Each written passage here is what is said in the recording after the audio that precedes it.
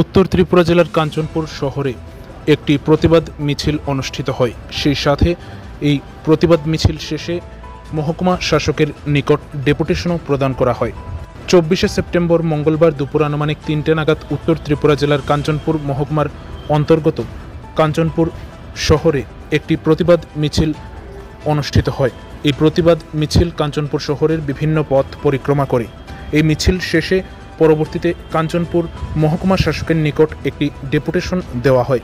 উল্লেখ্য, বাংলাদেশের পার্বত্য চট্টগ্রামে ধর্মীয় সংখ্যালঘু বৌদ্ধ, খ্রিস্টান ও হিন্দুদের উপর সেনাবাহিনী ও সেটেলারদের দ্বারা পাশবিক নির্যাতন, খুন, বাড়িঘরে অগ্নিসংযোগ ও লুটপাট ভাঙচুরের প্রতিবাদ জানিয়ে কাঞ্চনপুর শহরে এই প্রতিবাদ মিছিলটি অনুষ্ঠিত হয় এবং পরবর্তীতে মহকুমা শাসকের নিকট একটি ডেপুটেশনও দেওয়া হয়।